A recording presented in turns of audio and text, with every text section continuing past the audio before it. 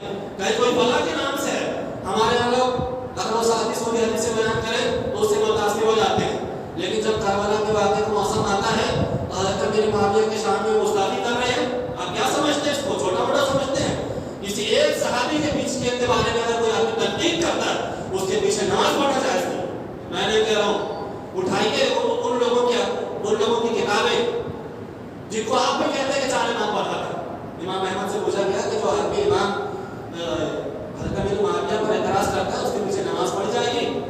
کہا اس کے پیچھے نماز پڑھنا جائز نہیں، نماز کے ساتھ ساتھ اس کی عزت اور تقدیر کرنا جائز نہیں۔ کیوں کہا؟ اس لیے کہ جو آدمی رسول اکرم صلی اللہ علیہ وسلم کے صحابہ کرام کی توقیر نہیں کرتا، ان کا ادب و احترام نہیں کرتا، اس آسمان کے نیچے وہ آدمی عزت و احترام کا مستحق نہیں۔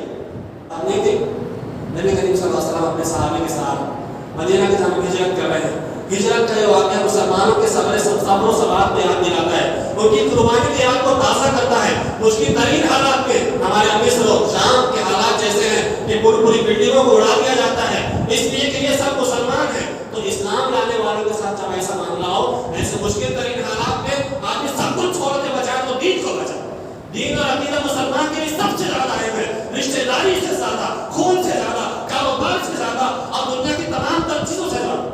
یہ درس ملتا ہے ہجرت کے واقعے میں، اس درد کو آپ بھی چھپانا چاہتے ہیں، اسی لیے کربلا کے واقعے کو آنے کے ساتھ بیان کرتے ہیں۔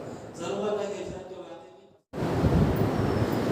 میں الحمدللہ نحمده ونستعينه ونستغفره ونعوذ بالله من شرور انفسنا ومن سيئات اعمالنا من يهده الله فلا مضل له ومن يضلل فلا هادي له واشهد ان لا اله الا الله وحده لا شريك له واشهد ان محمدا عبده ورسوله يا ايها الذين امنوا اتقوا الله حق تقاته ولا تموتن الا وانتم مسلمون يا ايها الناس اتقوا ربكم الذي خلقكم من نفس واحده وخلق منها زوجها وبث منهما رجالا كثيرا ونساء واتقوا الله الذي تساءلون به والارحام ان الله كان عليكم رقيبا يا ايها الذين امنوا اتقوا الله وقولوا قولا سديدا يصلح لكم اعمالكم ويغفر لكم ذنوبكم ومن يطع الله ورسوله فقد فاز فوزا عظيما اما بعد فان خير الحديث كتاب الله وخير الهدي هدي محمد صلى الله عليه وسلم وشر الامور محدثاتها وكل محدثه بدعه وكل بدعه ضلاله وكل ضلاله في النار اعوذ بالله من الشيطان الرجيم بسم الله الرحمن الرحيم ان عده الشهور عند الله 12 شهرا في كتاب الله يوم خلق السماوات والارض منها 4 حرم۔ ہم صلاۃ کے بعد ہمارا اس بات سے بخوبی واقف ہے کہ ذوالحجہ کے مہینے کی آخری تاریخ سے ہم گزر رہے ہیں اور آنے والا اگلا مہینہ محرم الحرام کا یہ اسلامی سال کا پہلا مہینہ مانا جاتا ہے اور شرعی اور دینی نقطہ نظر سے ماہ محرم الحرام کا یہ مہینہ اللہ تعالیٰ کے نزدیک اس دن سے حرمت والا ہے جس دن اللہ تعالیٰ نے زمین اور آسمان کو پیدا کیا، جیسا کہ اللہ تبارک و تعالیٰ نے خود قرآن مجید کے اندر سورۃ توبہ میں ارشاد فرمایا ان عدۃ الشہور عند اللہ 12 شہرا فی کتاب اللہ یوم خلق السماوات والارض منها 4 حرم۔ کہ مہینوں کی تعداد اس کی گنتی اللہ کے نزدیک 12 ہے، اس دن سے جس دن اللہ نے آسمان اور زمین کو پیدا کیا، منها 4 حرم، اور ان 12 مہینوں میں 4 مہینے احترام والے ہیں، تقدس والے ہیں۔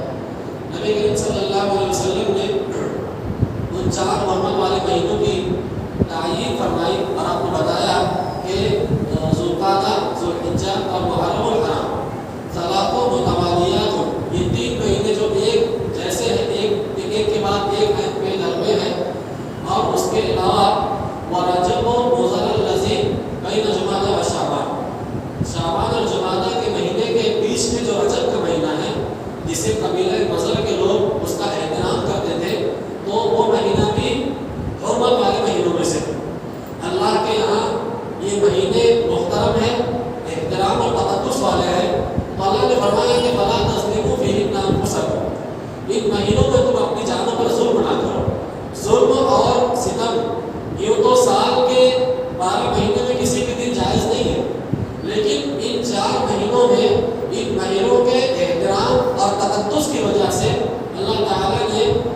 نے تاکید کے طور پر خصوصی طور پر اس بات کا حکم دیا کہ عام مہینوں کے مقابلے میں زیادہ اس مہینے کا احترام کرتے ہوئے اس مہینے میں تم قتل غارت گیری، جنگ و جدال اور ظلم و زیادتی سے تم اپنے آپ کو دور رکھو، بچائے رکھو۔ اس سے یہ بھی معلوم ہوا کہ اگر ایک بندہ مومن یا ایک مسلمان عام دن میں کوئی گناہ کا کام کرتا ہے تو اسے گناہ تو ملے گا، لیکن اگر حرمت والے مہینوں میں کوئی گناہ کا کام کرے گا تو اس گناہ کی جو شدت ہے یا اس کی تاکید اور زیادہ بڑھ جاتی ہے۔ لہٰذا اس لیے کہ ایک مہینے کو اللہ نے ہمارے لیے محترم قرار دیا، ہم گناہ کر کے اللہ کی حرمت کو پامال کرتے ہیں۔ اس سے یہ معلوم ہوا کہ محرم الحرام کا مہینہ ہماری حرمت والے مہینے اللہ تعالیٰ کی محترم چیزوں اور اس کے تقدس کو پامال نہ کرنے والے مہینے ہیں، کہ اللہ کی جو حرمتیں ہیں اس کی حرام کردہ چیزیں ہیں، بندہ خصوصیت کے ساتھ ان مہینوں میں اس کے قریب نہ ہے۔ یہ جو ذوالحجہ، حضور تعالیٰ ذوالحجہ اور محرم الحرام کا مہینہ، یہ 3 مہینے ایک ساتھ کیوں ہے حرمت والا؟ اس کا جواب دیتے ہوئے کہا گیا ہے کہ چونکہ پرانے زمانے کے لوگ جب سواری سے نکلتے تھے حج کرنے کے لیے، اس پہ گھوڑے پر یا گدھے پر سوار ہو کر، تو بیت اللہ تک پہنچنے کے لیے کبھی 40 دن، کبھی 30 دن، کبھی 50 دن لگ جاتے تھے ان کو۔ چنانچہ جب وہ اپنے گھروں سے نکلے تو صحیح سالم و مکہ المکرمہ پہنچ جائے، ان کو راستے میں کوئی بھی شخص ہو نقصان نہ پہنچائے، چونکہ جو مشرکین تھے وہ بھی ان مہینوں کی حرمت کا لحاظ رکھتے تھے، اسی لیے ان 3 مہینوں کو ایک ساتھ رکھا گیا۔ اور اگر وہ جب وہ حج کر لے تو حج کرنے کے بعد واپس اپنے گھر محرم کے اخیر تک آرام سے پہنچ جائے، اس کو راستے میں کسی طرح کی کوئی تکلیف کا سامنا نہ کرنا پڑے۔ تو یہ محرم الحرام کی ایک طریقے سے شرعی حیثیت ہے، اور اس مہینے کو اللہ کے نبی صلی اللہ علیہ وسلم نے فرمایا افضل الصیام بعد رمضان شہر اللہ المحرم۔ محرم الحرام کے جو نفلی روزے ہیں یہ رمضان کے مہینوں کے روزے کے بعد، رمضان کے روزے کے بعد یہ سب سے افضل ہے، اور اللہ کے رسول نے فرمایا شہر اللہ المحرم، اللہ کے مہینے محرم کا روزہ۔ تو محرم الحرام کے مہینے کو اللہ کا مہینہ قرار دینا یہ اس کی اہمیت اور اس کی فضیلت کی طرف دلیل ہے۔ اور اس میں ایک چیز یہ جاننا چاہیے کہ محرم الحرام کی حرمت، اس کا ادب و احترام یہ اسی دن سے قائم ہے جس دن سے اللہ نے زمین و آسمان کو پیدا، اور اللہ تبارک و تعالیٰ نے اپنے نبی کے ذریعے سے جناب محمد رسول اللہ صلی اللہ علیہ وسلم کے ذریعے سے ہمیں اس بات کا حکم دیا کہ ہم اس مہینے کی تعظیم اور اس کے تقدس کا خیال رکھیں۔ اور یہ چیز کب مکمل ہو گئی؟ اللہ کے نبی صلی اللہ علیہ وسلم کی زندگی کے آخری سال حجۃ الوداع میں، الیوم اکملت لکم دینکم واتممت علیکم نعمتی ورضیت لکم الاسلام دینا۔ آج کے دن ہم نے تمہارے دین کو مکمل کر دیا۔ اب امت مسلمہ کے بعض طبقوں کا یہ خیال ہے کہ اس محرم الحرام کی حرمت حضرت حسین رضی اللہ تعالیٰ عنہ کی شہادت کے واقعے سے وابستہ ہے۔ یہ خیال صحیح نہیں ہے، اس لیے کہ حضرت حسین رضی اللہ تعالیٰ عنہ کی شہادت کا واقعہ سانحہ جو کربلا کے میدان میں پیش آیا، کربلا کی سرزمین پر، یہ واقعہ نبی کریم صلی اللہ علیہ وسلم کی وفات کے 50 سال بعد کا، گویا کہ دین کے مکمل ہو جانے کے 50 سال کے بعد ایک حادثہ رونما ہوتا ہے، اور بعد کے وہ لوگ جو نہ تاریخ پڑھتے سمجھتے ہیں، نہ دین جانتے ہیں، نہ تحقیق جانتے ہیں، ان لوگوں نے اس واقعے کو محرم الحرام کی حرمت سے وابستہ کر دیا، یہاں تک کہ صرف بر صغیر میں نہیں بلکہ بر صغیر کے علاوہ اور بھی ممالک میں جو خیال بنایا گیا کہ اس حرمت کا تعلق، محرم الحرام کے مہینے کی حرمت کا تعلق حضرت حسین کی شہادت کی وجہ سے ہے، یہ سراسر غلط ہے۔ کسی طرح سے کوئی گنجائش نہیں ہے۔ ہم حضرت حسین رضی اللہ تعالیٰ عنہ کی عظمت کے، ان کی فضیلت کے قائل ہیں، اور ان کی شہادت سے ہمیں بھی تکلیف ہوتی ہے، لیکن اس کا یہ مطلب نہیں ہے کہ ان کی شہادت کے سانحے کو نکال کر کے آپ کسی بھی جگہ لے جا کر جذبہ کریں۔ آج یہ ماحول بن گیا کہ محرم الحرام کی حرمت کو حسین رضی اللہ تعالیٰ عنہ کی شہادت سے جوڑ کر اس کو اتنا بیان کیا گیا کہ ایک غیر مسلم بھی آج محرم کے آنے سے یہ تصور کرتا ہے کہ تعزیہ داری اور نواح ماتم، جلسے جلوس، یہ محرم الحرام ہے جو مسلمانوں کے منع ہے۔ لیکن آپ جانتے ہیں کہ کسی سانحے سے حضرت حسین رضی اللہ تعالیٰ عنہ کی سانحے کا، ان کی شہادت کا دین کی تکمیل سے کوئی تعلق نہیں. البتہ جو معاملہ وہاں ہوا وہ غلط ہوا. ان کے ساتھ کوفہ کے لوگوں نے ظلم کیا، زیادتی کی، اور ان کے ساتھ انتہائی گھنانا اور انتہائی برا رویہ اور معاملہ اختیار کیا. اس میں کوئی دو رائے. ہمیں اس بات کو سمجھنا چاہیے کہ شرعی اعتبار سے محرم الحرام کی یہ حیثیت تو ہے، لیکن تاریخی اعتبار سے بھی اگر دیکھا جائے تو ماہ محرم الحرام کا یہ مہینہ انتہائی اہمیت کا حامل ہے. وہ کیوں؟ اس لیے کہ اس محرم الحرام کے مہینے میں عاشورہ کی تاریخ کا جو 10واں دن ہے، ماہ محرم الحرام میں جو عاشورہ کا دن ہے، محرم الحرام کی 10ویں تاریخ، اس دن اللہ تعالیٰ نے موسیٰ علیہ السلام کو فرعون اور ان کے ظلم و ستم سے نجات دی، اور بنی فرعون کو اس کی پوری قوم سمیت اللہ نے دریا میں غرقاب کر دیا. تو اس مناسبت سے شرعی اعتبار سے اگر دیکھا جائے تو محرم الحرام کے مہینے میں حضرت موسیٰ علیہ السلام کے واقعے کا اور ان سے جو دروس و اسباق ہیں ان کا ضرور ذکر ہونا چاہیے.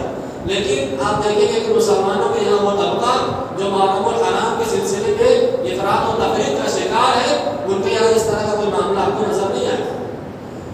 دوسرا واقعہ ہے جو تاریخی اعتبار سے اہمیت کا حامل ہے، وہ رسول اکرم صلی اللہ علیہ وسلم کا واقعہ ہجرت ہے کہ آپ نے ذوالحجہ کے اخیر میں اللہ کی طرف سے آپ کو اجازت دی گئی کہ آپ مکہ والوں کے ظلم و ستم سے اپنے آپ کو بچانے کے لیے اور ان سے نجات حاصل کرنے کے لیے آپ مکہ چھوڑ کر آپ مدینہ کی جانب ہجرت فرمائیں. چنانچہ رسول اللہ صلی اللہ علیہ وسلم نے اللہ تعالیٰ کے حکم سے ذوالحجہ کے اخیر کے دنوں میں اس کی پوری تیاری مکمل کر لی، اور جب آپ نے ہجرت فرمائی مدینہ کی جانب تو اس کے بعد جو چاند طلوع ہوا وہ محرم الحرام کا چاند تھا. اس مناسبت سے رسول اللہ صلی اللہ علیہ وسلم کی سیرت کے واقعے میں ہجرت کے واقعے کا تذکرہ سب سے زیادہ اس مہینے میں ہونا چاہیے. لیکن سیرت کے اس اہم ترین واقعے کو بلکہ اہل علم نے محققین نے بتایا کہ نبی کریم صلی اللہ علیہ وسلم کی سیرت کے تمام واقعات کو اگر آپ جمع کریں تو ان میں سب سے زیادہ عظیم دروس و اسباق اور سب سے زیادہ اہمیت کا حامل واقعہ اگر کوئی ہے تو نبی کریم صلی اللہ علیہ وسلم کی ہجرت کا واقعہ. لیکن افسوس کی بات ہے کہ ہمارے یہاں محرم الحرام کی حیثیت کو پلٹ دیا گیا. میں نے بتایا نا کہ وہی حیثیت جو مسلمانوں میں تعزیہ داری کی ہے، نوحہ اور ماتم کی ہے، جلسے جلوس کی ہے، اور محرم الحرام کے حلقے کھچڑی اور مائنے کی ہے، یہ حیثیت آج ایک غیر مسلم سمجھنے لگا کہ مسلمانوں کے محرم ایسے ہی ہوتا ہے. اگر اس کو ہجرت کا واقعہ بتایا جائے، اگر اس کو موسیٰ علیہ السلام کی سیرت اور کردار اور جو واقعہ قرآن میں اللہ نے تمام انبیاء میں سب سے زیادہ جس واقعے کو بیان کیا گیا موسیٰ علیہ السلام کا واقعہ، اس کو لوگوں کے سامنے بتایا گیا ہوتا تو آج دنیا کے جو حالات اور ماحول ہیں کہ مسلمانوں کے ساتھ ہر جگہ ظلم و ستم ہوتا ہے، ان کے نبی کی توہین کی جاتی ہے، ان کے صحابہ کرام کی شخصیت کو نشانہ بنایا جاتا ہے. ایسا کرنے سے لوگ ڈرتے ہیں کیونکہ ان کی سیرت اور ان کا کردار ان کے سامنے ہوتا ہے کہ یہ تو ایسے لوگ تھے جنہوں نے ظلم اور زیادتی کو برداشت کیا، جے جائے گی ظلم و زیادتی کرتا. ان کے اوپر جو الزامات ہیں، جو اتہامات ہیں، ان کی حیثیت کاغذ کے پرزے اور پکڑے کے جانے سے زیادہ ہے. یہ دنیا تسلیم کرتی ہے، لیکن اس کی شرعی حیثیت تو میں نے بتایا کہ بالکل الٹ پلٹ کر کے رکھ دیا گیا. ایک طبقہ حسین رضی اللہ تعالیٰ عنہ کے حوالے سے، آپ کی شہادت کے حوالے سے نوحہ اور ماتم کرتا ہے، جس کو ہماری شریعت میں کفر سے تعبیر کیا گیا. الطعن بالنسب والنیاحۃ علی المیت، کہ جو باتیں میری امت میں کفر کی ہیں ان میں سے بتایا کہ نسب میں لان تان کرنا کہ تو فلاں نسل سے ہے، فلاں خاندان سے ہے، اور والنیاحۃ علی المیت، اور میت پر نوحہ اور ماتم کرنا. میت پر نوحہ اور ماتم کرنا یہ مسلمانوں کا شعار نہیں ہے، یہ مسلم قوموں کا طریقہ رہا ہے. اور حسین رضی اللہ تعالیٰ عنہ کو جو شہادت پیش آئی اور اس سے پہلے جو شہادتیں ہوئی حضرت عثمان کی، حضرت علی کی، حضرت عمر رضی اللہ تعالیٰ عنہ کی، یہ شہادتیں بھی انتہائی سنگین تھی، انتہائی شدید تھی. لیکن ان شہادتوں کو بھی اگر منانے کا حکم نہیں دیا گیا. ان کی یادگار کو منانے کا کوئی طریقہ ہمارے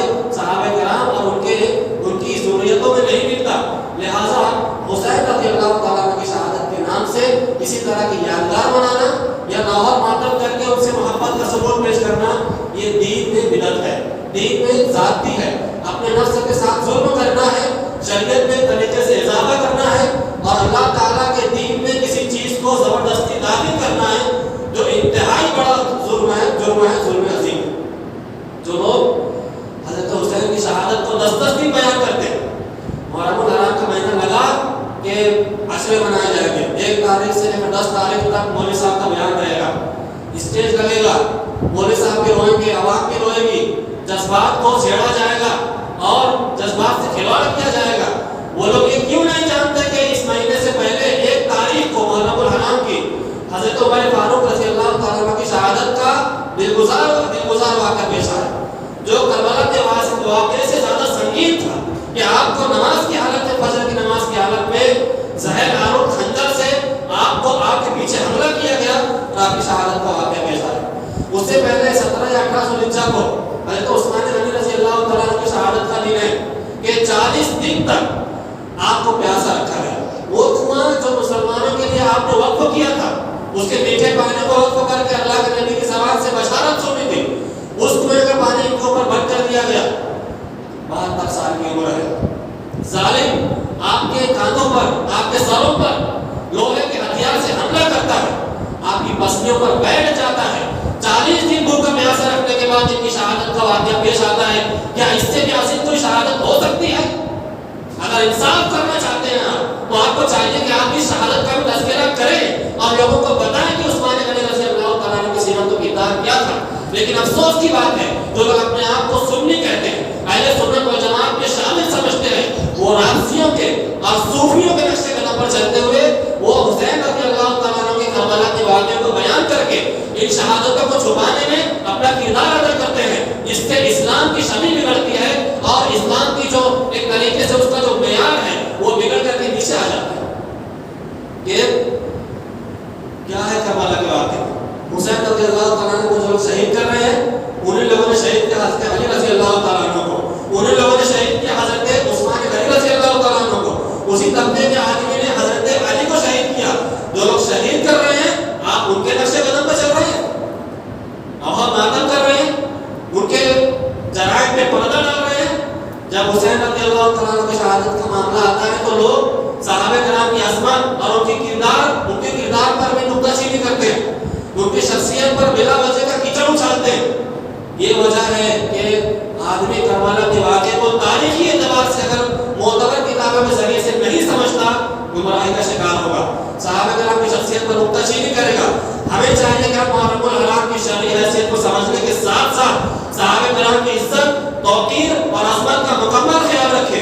اگر کوئی عالم یا کوئی مقرر اگر صحابہ کرام کی شان میں گستاخی کرتا ہے یا کوئی ایسا نکتہ چینی والا معاملہ کرتا ہے تو ہمیں ہرگز اس سے اس کی باتوں میں نہیں آنا چاہیے، ہمیں ہوشیار رہنا چاہیے۔ سوشل میڈیا پہ ایسے بہت سارے لوگ موجود ہیں، کبھی کہیں کوئی گاندھی نام سے ہے، کہیں کوئی انجینئر کے نام سے ہے، کہیں کوئی فلاں کے نام سے ہے۔ ہمارے یہاں لوگ اگر وہ حدیث سے بیان کریں تو اس سے متاثر ہو جاتے ہیں، لیکن جب کربلا کے واقعے کا موسم آتا ہے تو حضرت امیر معاویہ کے شان میں گستاخی کر رہے ہیں، آپ کیا سمجھتے ہیں؟ اس کو چھوٹا موٹا سمجھتے ہیں؟ کسی ایک صحابی کے پیچھے کے بارے میں اگر کوئی آدمی تحقیق کرتا ہے، اس کے پیچھے نماز پڑھنا جائز نہیں۔ میں نے کہہ رہا ہوں، اٹھائیے ان لوگوں کی کتابیں جن کو آپ بھی کہتے ہیں کہ 4 امام پڑھا تھا۔ امام احمد سے پوچھا گیا کہ جو آدمی امام حضرت امیر معاویہ پر اعتراض کرتا ہے، اس کے پیچھے نماز پڑھ جائے گی؟ کہا اس کے پیچھے نماز پڑھنا جائز نہیں ہے، نماز کے ساتھ ساتھ اس کی عزت اور توقیر کرنا جائز ہے۔ کیوں کہا؟ اس لیے کہ جو آدمی رسول اکرم صلی اللہ علیہ وسلم کے صحابہ کرام کی توقیر نہیں کرتا، ان کا ادب و احترام نہیں کرتا، اس آسمان کے پیچھے وہ آدمی عزت و احترام کا مستحق نہیں۔ کس کو وہ نشانہ بنا رہا ہے؟ جو اسلام کو بچانے میں اور اسلام کو پھیلانے میں اپنا کردار ادا کر رہے ہیں۔ انہوں نے صرف پسینہ نہیں بہایا، جو ہمارے یہاں تصور بھی نہیں ہے۔ جو مولوی صاحبان 10 دن کربلا کا واقعہ بیان کرتے ہیں، بنا اے سی اور بنا کولر کے وہ بھی نہ رہ سکے، یہ وہ صحابہ کرام ہیں جنہوں نے اپنا خون لے کر اسلام کی حفاظت کی۔ جنگ احد کے اندر حضرت ابو طلحہ انصاری اور 7 صحابہ کرام نبی کریم صلی اللہ علیہ وسلم کے قدموں میں شہید ہو گئے۔ کیا موقع ہے یہ؟ آپ کے دندان مبارک شہید ہو چکے ہیں،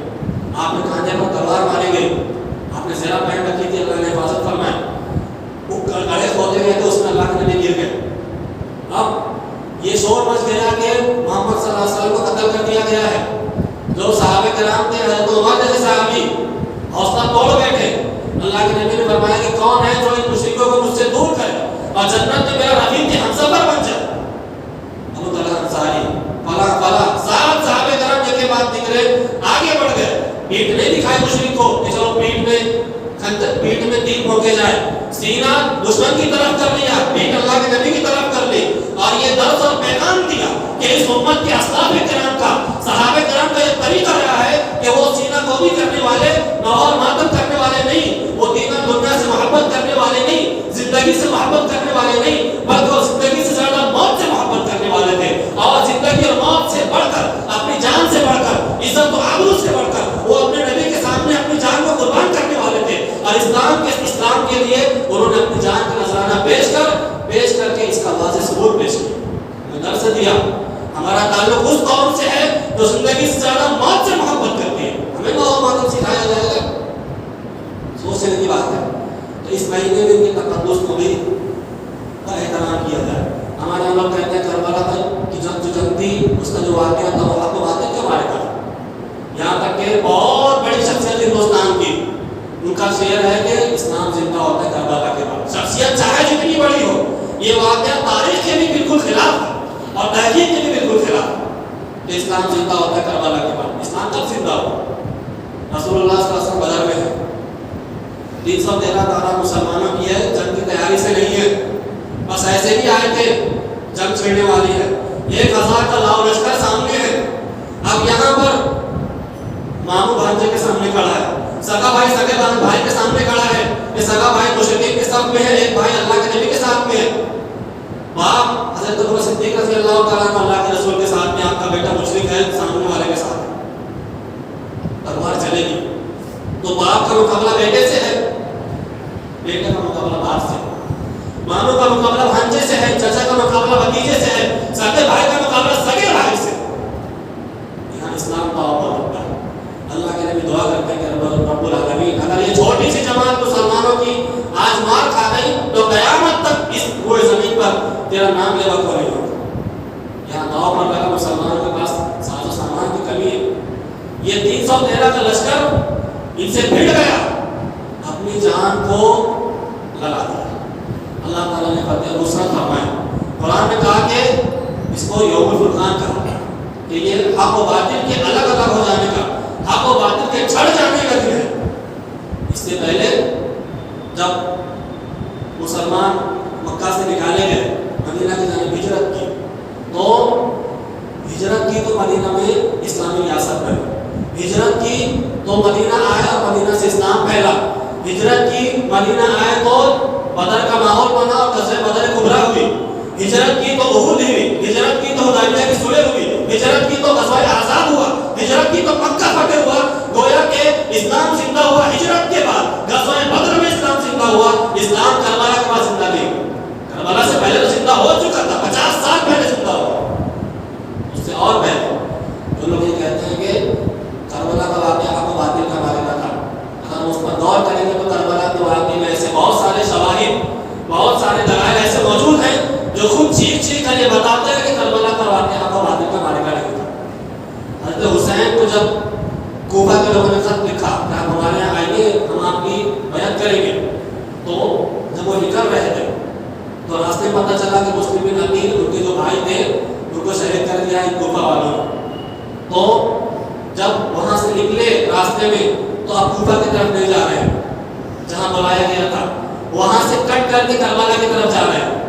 مکہ سے کوفہ کے راستے میں کربلا نہیں آتا, ایک راستے سے کٹ کے دوسری طرف جاتا.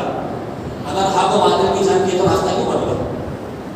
کیا مسلم تھے تو حسین کو ملا؟ آپ یہ کہنا چاہتے ہیں کربلا کے واقعے کی طرف جب پہنچے تو وہاں کوفہ کے لوگ جب آئے تو کوفہ کے لوگوں سے 3 شرطیں پیش کی. رابطی کتابوں میں بھی موجود ہے, سنی کتابوں میں موجود ہے, تاریخ طبری دیکھیے اور کتابیں آپ دیکھیے. تو حضرت حسین رضی اللہ تعالیٰ عنہ کہتے ہیں کہ مجھے یا تو یزید کے پاس جانے دو, ہمارے یزید کو لوگ کافر سے بھی برا سمجھتے ہیں, اگر اتنا برا تھا تو حسین رضی اللہ تعالیٰ عنہ کیوں کہہ رہے ہیں کہ مجھ کو یزید کے پاس جانا تاکہ بیعت کر لو. حضرت ابن عباس ہیں, دوسرے صحابہ کرام ہیں, یزید کا ہاتھوں بیعت کیوں کیا انہوں نے؟ اگر آپ یزید کو برا بولتے ہیں تو کہیں نہ کہیں صحابہ کرام اس کی ساتھ میں آ کر رہے ہیں. صرف یزید کو رحمۃ اللہ علیہ کہنا یا نہ کہنا یہ مسئلہ نہیں ہے. مسئلہ اصل ہے صحابہ کرام کے تقدس کا کہ جب اس کو وہ لوگ نیک اور پاک سمجھتے تھے تو آپ کون ہوتے برا سمجھتے ہو؟ ان سے زیادہ سمجھتے ہیں جبکہ آپ ان کے زمانے میں زندہ نہیں تھے. میں کہتا ہوں لوگ تاریخ بھی نہیں جانتے, دین بھی نہیں جانتے, تحقیق بھی نہیں سمجھتے. زبان چلانے سے کام نہیں ہوتا. صرف تاریخ تبری پڑھ لینے سے کوئی آدمی کربلا کا واقعہ تحقیق بیان کرنا شروع کر کے نہیں چلے گا. تاریخ تبری کا مقدمہ پڑھیے, مقدمے میں لکھا انہوں نے کہ ابو مخنف واقعی اور 2-3 رابعہ کا نام لیا اور کہا کہ ان کی روایات بھی میں نے اس میں نقل کر دی ہے, پڑھتے وقت دھیان رکھا جائے. اب صحیح اور غلط تمام روایتوں کو جمع کر دیا. اب ان رابطی روایتوں کو تاریخ تبری کے حوالے سے بیان کر, چاہے اس پر صحابہ کرام کے متعلق دانو تشریح کی جاتی ہو یا کوئی اور معاملہ ہو, جبکہ ضروری تھا کہ سنی روایتوں کو, سننے سے مراد جو کتاب و سنت کے ماننے والے تھے وہ ہمارے یہاں کے نہیں, ان کی روایتوں کو اور رابطی روایتوں کو الگ کیا جاتا تھا. بہت آسان سی چیز ہے. ایک راوی سنی ہے جو بیان کرتا ہے, وہی روایت رابطی بیان کرتا ہے تو رابطی روایت میں کچھ آپ کو اضافہ ملے گا. آپ سمجھ جائیے. اور کسی روایت میں بہت باریک بات میں کروں, شاید بات کو نہ سمجھے, کسی روایت میں اگر صحابہ کرام پر دانو تشریح کوئی معاملہ نکلتا ہے تو چاہے اس کی سند صحیح ہو چاہے اس کا متن صحیح ہو, صحابہ کرام سے حسن ظن پر اس روایت کو محمول کیا جائے گا. یہ اصول ہے, یاد رکھیے گا اس کو. لہٰذا اب جب کسی چیزیں کی تقریر میں, کسی آمدی کی تقریر میں آپ سنیں کہ یہ روایت سند کے اعتبار سے صحیح ہے, متن کے اعتبار سے صحیح ہے, اور اس میں صحابہ کرام پر کیچڑ رہا ہے, کوئی ان پر نشان نکل رہا ہے, آپ سمجھ جائیں کہ اس روایت میں کچھ نہ کچھ مسئلہ ہے, تو تسلیم کے قابل نہیں ہے. بنا تحقیق کیے, بنا کسی عالم سے, معتبر عالم سے رجوع کیے تو اس کو نہ مانا جائے. تو کربلا کے واقعے میں حضرت حسین رضی اللہ تعالیٰ عنہ کہتے ہیں کہ مجھے یزید کے پاس جانے دو, یا مجھے سرحد پہ جانے دو, یا مجھے واپس مکہ جانے دو. یہ 3 شرطیں کیوں پیش کی؟ آپ کہتے ہیں کربلا حق و باطل کی جنگتی, تمام سامعین جھوم اٹھتے ہیں, تمام شعراء اپنے اشعار میں کربلا کے واقعے کے ذریعے سے ماحول کو گرماتے ہیں. کیوں نہیں؟ حضرت حسین کہہ رہے ہیں کہ مجھے نہ جانے دو, میں ان 3 جگہوں پہ جانے دو. تینوں جگہ نہیں جانے دیا, اور رابسیوں نے, سبائیوں نے حضرت حسین رضی اللہ تعالیٰ عنہ کو مظلومانہ شہید کیا. جو شہید کر رہے ہیں وہی لوگ ہیں. جنہوں نے شہید کیا انہوں نے نوحہ ماتم کیا, جنہوں نے شہید کیا حکومتی سطح پر انہوں نے نوحہ ماتم کو, جلسے جلوس کو, تعزیہ داری کو پروان چڑھایا 351 یا 52 ہجری میں. اور ہمارے یہاں دین کو نہ جاننے والا, مسلمانوں کا غیر پڑھا لکھا طبقہ ان سے متاثر ہو گیا, اور جو کام روافظ کر رہے ہیں, جو دین کی بنیادوں کو اٹھا دینے والا, وہی کام آج ہمارے مسلمان کر. افسوس کی بات ہے, میں چاہتا تھا وقت ختم ہو رہا ہے کہ اس موقع پر ہجرت کے واقعے کو خوب بیان کیا جائے. یہ ہجرت کا واقعہ کیا ہے؟ ہجرت کا واقعہ اصل میں اسلامی کیلنڈر اور اسلامی تقویم کی بنیاد بھی ہے, بہت ساری فضیلتوں کے ساتھ. صحابہ کرام میں حضرت عمر فاروق رضی اللہ تعالیٰ عنہ کے زمانے میں 17 ہجری کی بات ہے, نبی کریم صلی اللہ علیہ وسلم کی ہجرت کے تقریباً 17 سالوں کے بعد. حضرت ابو موسیٰ اشعری رضی اللہ تعالیٰ عنہ یمن کے گورنر تھے. انہوں نے حضرت عمر کو خط لکھا کہ جب آپ کے خطوط ہمارے یہاں آتے ہیں تو اس پر تاریخ درج نہیں ہوتی ہے, ہمیں پریشانی ہوتی ہے. اور اس وقت بھی عیسائی کیلنڈر ہی عام تھا, جیسے آج پوری دنیا میں اس روایت چلتے ہیں ملکوں کے عیسائی تقویم کیلنڈر جو جنوری شروع ہوتا ہے وہ رائج ہے. تو ہمارے یہاں بعض ایسے مسلمان ہیں جو یہ سمجھتے ہیں کہ ہمارا نیا سال جنوری شروع ہوتا ہے, ہمارا نیا سال محرم الحرام سے شروع ہوتا ہے, اور اس اسلامی کیلنڈر ہجری تقویم کی بنیاد یہ ہجرت کا واقعہ ہے. حضرت موسیٰ اشعری نے جب یاد دلایا تو حضرت عمر نے صحابہ کرام کی مشورتی میٹنگ لی. ہمیشہ سے صحابہ کرام اور اللہ کے نبی کا طریقہ رہا ہے کہ اب ہم کسی معاملے میں اپنی اجارہ داری نہیں چلاتے کہ جو ہم بولے وہ چلے گا نہیں, سب کو بولو. یہ نظام جب تک مسلمانوں میں رہا اور جب تک کہ باقی رہے گا, ہمیشہ مسلمانوں کا خیر باقی رہے گا کہ سب کے رائے مشورے سے کام کیا جائے. چنانچہ مشورہ لیا گیا. مشورے میں بات رکھی گئی کہ اسلامی تقویم اور خود کا اسلامی کیلنڈر ہونا چاہیے. تو کس واقعے کو اسلامی تقویم اور اسلامی کیلنڈر کے لیے بنیاد بنایا جائے۔ صحابہ کرام میں سے کچھ لوگوں نے الگ الگ رائے دی۔ ان کے سامنے نبی کریم صلی اللہ علیہ وسلم کی پیدائش کا دن بھی تھا، ان کے سامنے اللہ کے نبی کی وفات کا دن بھی تھا، ان کے سامنے غزوہ بدر کی فتح کبریٰ بھی تھی، ان کے سامنے حدیبیہ کے صلح والا معاملہ بھی تھا، اور ان کے سامنے فتح مکہ کی عظیم الشان فتح بھی تھی۔ لیکن ان سب صحابہ کرام نے اتفاق کی رائے سے طے کیا کہ نبی کریم صلی اللہ علیہ وسلم کی ہجرت کے واقعے کو اسلامی کیلنڈر کی بنیاد بنایا جائے اور وہاں سے ہمارے اسلامی تقویم کا آغاز ہو۔ چنانچہ تمام لوگوں کے مشورے سے اس بات کو طے قرار پایا اور یہ تو محرم الحرام سے اسلامی تقویم اور اسلامی کیلنڈر کا آغاز کیا گیا۔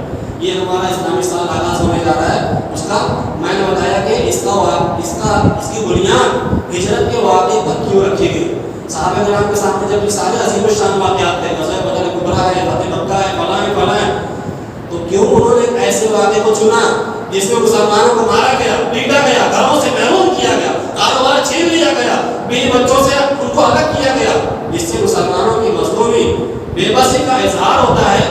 ایسے واقعے کو اسلامی کیلنڈر کی بنیاد کیوں قرار دیا گیا جس میں ظاہری اعتبار سے مسلمانوں کی کوئی شان و شوکت ظاہر نہیں ہوتی، جبکہ دنیا کے اندر جو عیسائی سن ہے عیسیٰ کی پیدائش سے متعلق ہے، جو یہودی سن ہے وہ حضرت سلیمان علیہ السلام کے تخت نشینی والے عظیم الشان دن سے وابستہ ہے، جو بقرعی سن ہے وہ اپنے بادشاہ کی تاجپوشی کے دن سے یا جو بھی ان کا معاملہ اس سے وابستہ ہے، اور دوسرے جو سماوات ہیں وہ اپنے کسی بادشاہ کی پیدائش کے دن سے وابستہ ہیں۔ صحابہ کرام ان تمام چیزوں کو جانتے تھے، لیکن انہوں نے اس ہجرت کے واقعے کو اس لیے اسلامی کیلنڈر کی بنیاد بنایا کہ جب بھی ہر سال کا آغاز ہوگا تو مسلمانوں کے یہاں نبی کریم صلی اللہ علیہ وسلم کی سیرت کے سب سے عظیم واقعے ہجرت کے واقعے کو بیان کیا جائے گا، جس سے مسلمانوں کی شان و شوکت واضح نہیں ہوگی، لیکن اس سے مسلمانوں کی قربانیوں کا پتہ چلے گا، اور اس میں جینے کا مسلمانوں کو جو حوصلہ دیا جا رہا ہے کہ سب طرف سے حالات تنگ ہو جائیں تو کس طریقے سے جیا جائے، اسلام پہ کس طریقے سے قائم رہا جائے، کس طریقے سے تنگ حالات میں اسلام کی تبلیغ کی جائے، اور جب ظالموں کی طرف سے اور دشمنان کی طرف سے زمین اور رہنا سہنا ساری چیزیں تنگ کر دی جائے تو پھر کون سا راستہ اختیار کیا جائے؟ کیا مصالحت کر لی جائے کہ چلو ٹھیک ہے جو تمہارا دین ہے کچھ اس کے ساتھ مان لے کچھ آپ مان لو؟ کیا ایسا کر لیا جائے کہ سیکولر ہو جایا جائے؟ کیا ان کے ساتھ کمپرومائز کر لیا جائے؟ نہیں، بلکہ ہر حالت میں دین کو بچایا جائے، چاہے کاروبار ختم ہو جائے، گھر بار ختم ہو جائے، رشتے دار چھوٹ جائے، سب ختم ہو جائے چلے گا، دین کو بچانا ہے۔ اس لیے دین کو بچانے کے لیے انہوں نے مکہ سے مدینہ کی جانب ہجرت فرمائی۔ ایسے واقعات تو اس کا پس منظر آپ پڑھیں تو آپ کی آنکھیں آنسوؤں کو روک نہیں پائیں گے، صرف مردوں کو نہیں، عورتوں کو بھی، جو باندیاں تھیں، لونڈیاں تھیں، ان کو بھی ظلم و ستم کا نشانہ بنا۔ جیسی جیسی اذیتیں دی گئی، ان کی گردنوں کو پکڑ کے، ان خواتین کی گردنوں کو پکڑ کے پانی میں ڈبکیاں دی جاتی تھی۔ حضرت عمر جب اسلام نہیں لائے تھے تو مارتے مارتے تھک جاتے تھے، تو کہتے تھے کہ میں تمہیں مارتے مارتے تھکا نہیں، مجھے رحم نہیں آیا، بلکہ اس لیے بیٹھ گیا کہ میں تھک گیا ہوں مار کے۔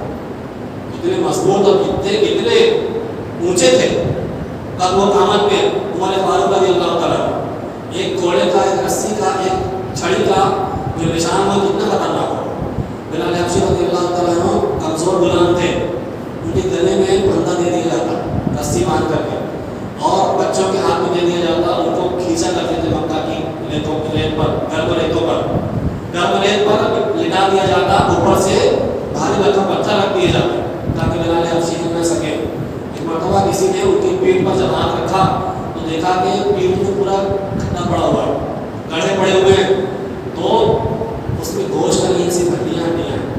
پوچھا کسی نے کہ بلال حبشی نے کیا دیکھتے ہو؟ کہا کہ جب ہم مسلمان تھے نئے میں ہمیں مکہ کے گھر پر ریتوں پر جب رکھا جاتا تھا تو یہ سارے گوشت چربیاں پگھل جایا کرتے۔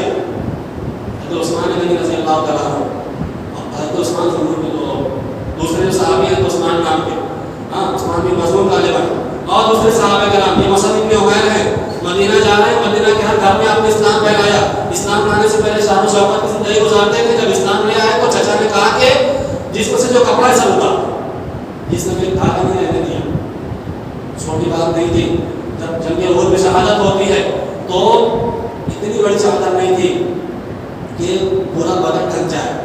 جب سر ڈھانپتے ہیں تو پیر کھل جاتا ہے, جب پیر ڈھانپتے ہیں تو سر کھل جاتا ہے. اللہ کے نبی صلی اللہ علیہ وسلم کہتے ہیں کہ سر کو ڈھانپ دو اور پیر پہ گھاس ڈال دو. دنیا میں ان کا یہ معاملہ تھا. اور بلال حبشی رضی اللہ تعالیٰ عنہ کو میں نے بتایا کہ جب ان کو اس طرح مارا جاتا تھا, ان کو چٹائی میں لپیٹ کر دھونیاں دی جاتی تھی. چھوٹی موٹی بات نہیں تھی یہ. جب شدت انتہائی بڑھ گئی اور معاملہ برداشت کے باہر ہو گیا, تب اللہ کے نبی نے کہا کہ تم حبشہ کی جانب ہجرت کر جاؤ. تو چند صحابہ کرام ان کی تعداد موجود ہے, حبشہ کی جانب ہجرت کی. اب یہ معاملہ ہوا, اب جو دوسرے مسلمان بچے تھے ان کو بھی چھوڑا نہیں گیا. پھر خود اللہ کے نبی صلی اللہ علیہ وسلم کو بھی انہوں نے نہیں بخشا. گھر سے اللہ کے نبی کی شخصیت ان کے نزدیک انتہائی بارہو, انتہائی مقدس اور انتہائی احترام والی تھی, لیکن انہوں نے اللہ کے نبی صلی اللہ علیہ وسلم کے ساتھ بھی مختلف طریقے اختیار کیے. آپ کے راستوں میں کانٹے بچھایا, آپ کی نماز پڑھنے کی جگہ پہ گندگیاں پھینکتے ہیں, آپ کے کھانے میں کچھ گندگی پھینک دیتے ہیں. اللہ کے نبی صلی اللہ علیہ وسلم جب کھانے کعبہ میں مطلب تشریف لے گئے تو ایک بدبخت نے آپ کی پیٹھ پر بوجھ ڈال دیا. اللہ کے نبی صلی اللہ علیہ وسلم اس کی وزن کی وجہ سے اپنا سر اٹھا نہیں پا رہے تھے. آپ کی بیٹی فاطمہ آتی ہے اور آپ کی بوجھ کو ہٹاتی ہے. آپ کے گلے میں ایک مشرک نے پھندا دیا اور پھندا اس طرح دیا کہ آپ کی آنکھیں قریب تھا کہ باہر نکل جاتی اور آپ کی جان نکل جاتی. کسی نے چلایا کہ فاطمہ اپنے ابا کو بچا لو. پہلے فاطمہ دوڑتے ہوئے آئی, حضرت ابوبکر صدیق رضی اللہ عنہ دوڑتے ہوئے آئے اور گلے سے پھندا نکالا اور کہا کہ اتقتلون رجلا ان یقول ربی اللہ, ایک آدمی کو تم اس لیے مارنا چاہتے ہو کہ وہ کہتا ہے کہ میرا نام اللہ ہے. اس پر بس نہیں کیا گیا. نبی کریم صلی اللہ علیہ وسلم اور پورے خانوادے کو, جو آپ کے قبیلے کے لوگ تھے, جو مشرک تھے, جنہوں نے آپ کا ساتھ دیا, اور ان مسلمانوں کو جو آپ کے ساتھ تھے, شیخ ابی طالب کی گھاٹی میں جو ایک محلہ تھا گھاٹی جیسا, اس میں محصور کر دیا گیا, یعنی کہنا چاہیے کہ نظر بند کر دیا گیا. جب مسلمان کچھ خریدنا چاہتے تو مشرکین مکہ اس بیوپاری سے زیادہ دام دے کر اشیاء خرید لیتے تھے تاکہ یہ مسلمان پیسوں کی کمی کی وجہ سے اناج بھی خرید نہ سکے. اس میں عورتیں ہیں, بچے ہیں, مسلمان ہیں. جب عورتیں اور بچے اور مسلمان دیکھتے ہیں کہ یہ سب لوگ صبر کر رہے ہیں, آدمی دیکھتے ہیں کہ عورتیں بھی ہیں, ان کو حوصلہ ملتا ہے. عورتیں دیکھتے ہیں کہ بچے بھی ہیں, ان کو حوصلہ ملتا ہے. یہ چمڑے کو پانی میں بھگا رہے ہیں اور اس کو چوس کر کہتے نہیں نکال دے رہے ہیں. درختوں کی چھالیوں کو, پتوں کو انہوں نے چبایا. مسلمانوں کے بچے بھوک کی وجہ سے رو کر ململاتے رہے. 3 سال کا عرصہ ایسے ہی شیخ ابی طالب کی گھاٹی میں وہ محصور رہے. ہم 3 دن برداشت نہیں کر سکتے, ہم 1 دن 2 دن میں رہنا برداشت نہیں کر سکتے. آپ کہتے ہیں اسلام زندہ ہوا کربلا کے بعد شیخ ابی طالب کا یہ واقعہ جو انتہائی سنگین ہے, اس کے بعد نبی کریم صلی اللہ علیہ وسلم کے قتل کا منصوبہ بنایا گیا کہ آپ کو قتل کر دیا جائے. یہ واردات, یہ مشورہ روح زمین کا سب سے سنگین, سب سے خطرناک مشورہ اور سب سے بھیانک معاملہ تھا. اللہ نے اپنے نبی کو وحی کے ذریعے سے خبر دی, ہجرت کا منصوبہ بنا, اور نبی کریم صلی اللہ علیہ وسلم جنہوں نے مکہ میں اپنی زندگی کا تقریباً 53 سال گزارا. جو لوگ کہتے تھے صادق ہے, جو لوگ کہتے تھے امین ہے, جو کہتے تھے امانت دار ہے, جو کہتے تھے کہ ہم میں سب سے زیادہ خوبصورت ہے, سب سے زیادہ ایماندار ہے, سب سے زیادہ خوش اخلاق ہے, اس قوم کے لوگوں نے اپنے نبی کے قتل کا منصوبہ بنایا. کیا یہ بھیانک بات نہیں تھی؟ نبی کریم صلی اللہ علیہ وسلم اپنے صحابہ کے ساتھ مدینہ کی جانب ہجرت کر رہے ہیں. ہجرت کا یہ واقعہ مسلمانوں کے صبر و ثبات میں یاد دلاتا ہے, ان کی قربانی کی یاد کو تازہ کرتا ہے. مشکل ترین حالات میں ہمارے مصر و شام کے حالات جیسے ہیں کہ پوری بلڈنگوں کو اڑا دیا جاتا ہے اس لیے کہ یہ سب مسلمان ہیں. تو اسلام لانے والوں کے ساتھ جب ایسا معاملہ ہو, ایسے مشکل ترین حالات میں آدمی سب کچھ چھوڑ کے بچائے تو دین کو بچائے. دین اور عقیدہ مسلمان کے لیے سب سے زیادہ اہم ہے, رشتہ داری سے زیادہ, خون سے زیادہ, کاروبار سے زیادہ, اور دنیا کی تمام تر چیزوں سے زیادہ.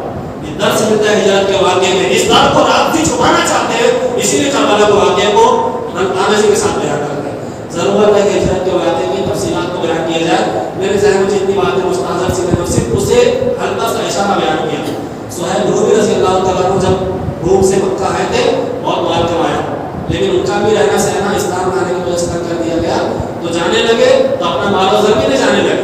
مشرکین مکہ آ گئے, کہا یہ مال آپ نے کمایا تھا ہم سے, جب آئے تو آپ کے پاس کچھ نہیں تھا, لہٰذا ہجرت کرنا ہے تو مال چھوڑنا پڑے گا. کہا اگر مال چھوڑ دو تو جانے دو گے؟ کہا بالکل جانے دیں. اپنا پورا مال, کو دشمنان کے حوالے کر دی اور ہجرت فرمائی. جب اللہ کے نبی کو معلوم پڑا کہ صہیب نے ایسا کیا ہے تو کہا ربح صہیب، ربح صہیب، صہیب نے نفع بخش سودا کیا، صہیب نے نفع بخش سودا کیا.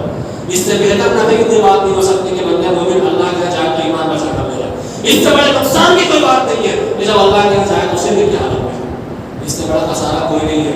یہ درس ملتا ہے کہ اگر عقیدہ بچانا ہے تو جان دینی پڑے، خوشی خوشی جان دے لو. سمیہ رضی اللہ تعالیٰ عنہ آخری واقعہ کرنے کے بعد ختم کرو کہ ان کو شہید کیا گیا. خواتین موجود ہوتی ہیں ہمارے درس میں، ہمارے خطبوں میں، ان غور کریں کہ ایمان پر کتنی استقامت ہے، کتنا صبر ہے ان کے یہاں. ان کو ابو جہل نے برہنہ کر دیا. ایک خاتون کے لیے سب سے زیادہ چیز اہم کیا ہوتی ہے؟ اس کی عزت ہوتی ہے. اسے کھانے کا نہ دیجیے چلے گا، اس کی عزت کو پامال نہ کیجیے. وہ عزت کو پامال ہونا برداشت نہیں کر سکتے. برہنہ کیا گیا اس کو. اور سمیہ رضی اللہ تعالیٰ عنہ کی شرمگاہ پر اس نے برشی مار کر انہیں شہید کیا. اونٹ کو حکم دیا، 2 اونٹ لائے گئے، ایک اونٹ ایک پیر میں، ایک اونٹ کی رسی دوسرے پیر میں باندھ کر کھینچا گیا. شہید ہو گئے. اللہ کے نبی گزر ہوا، اللہ کے نبی مدد نہیں کر سکتے تھے. آپ نے بشارت سنائی، صبر یا آل یاسر موعدکم الجنہ، آل یاسر صبر کرو تمہارے لیے جنت. جنت کو خرید لیا دنیا کی زندگی کے بدلے میں. کیسی استقامت ہے.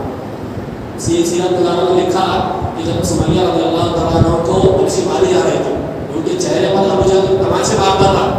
سمیہ رضی اللہ تعالیٰ عنہ کی موت کے وقت تو دیکھا گیا کہ ابو جہل ان کے چہرے کی مسکراہٹ بھی نہیں چھپ سکتا. جب آدمی دین پر عمل کرتا ہے دنیا کی سب سے بڑی سے بڑی مشکلات اس کے لیے آسان ہو جاتی ہے. اللہ تعالیٰ مدد کرتا ہے. دنیا اور آخرت میں اللہ تعالیٰ ان کے درجات کو بلند کرے گا. جو ایمان رکھتے ہیں اس پر ثابت قدم رہتے ہیں، اس کے تقاضے کو پورا کرتے ہیں. یہ بنیادی تعلیم ہے مسند اہل حدیث کی کہ آپ کا ایمان، آپ کا عقیدہ ہمارے لیے سب سے زیادہ اہم ہے. ہم نہ رسم و رواج کو مانتے ہیں، نہ بدعت و خرافات کو مانتے ہیں، نہ کبھی اس سے کمپرومائز کر سکتے ہیں، اس کا سمجھوتا کر سکتے ہیں. آپ کو تعلق رکھنا ہے آپ رکھیے، آپ کو رشتہ داریاں رکھنی ہے آپ رکھیے، لیکن ہم عقیدے کو، اپنے منہج کو، اپنے نبی کی سنت کو نہ کبھی پامال کریں گے، نہ کبھی پامال ہوتا ہوا دیکھ سکیں گے. ہمارے اندر جو ذاتی خرابی ہے وہ اپنی جگہ ہے، ذاتی گناہ کی حیثیت نہیں ہے. جو بدعت کی ہے، بدعت کرتا ہے آدمی دین کو مٹاتا ہے، سنت پر عمل کرتا ہے دین کو زندہ کرتا ہے. اس موقع میں ان چیزوں کو یاد کرنا چاہیے. اللہ تعالیٰ سے دعا ہے اللہ تبارک و تعالیٰ میرے قبول کو بھی عطا فرمائے. انشاءاللہ ہم آئندہ ہفتے حضرت موسیٰ علیہ السلام کی واقعے سے متعلق کچھ باتیں آپ کے سامنے رکھیں گے. اللہ سے دعا ہے ہمیں ہر بات کرنے کی توفیق دے، ہمیں دین پر استقامت دے، دین پر زندہ رکھے، دین پر ہمیں موت نصیب فرمائے. آمین. وصلی اللہ علیہ نبینا محمد وعلی آلہ وصحبہ اجمعین.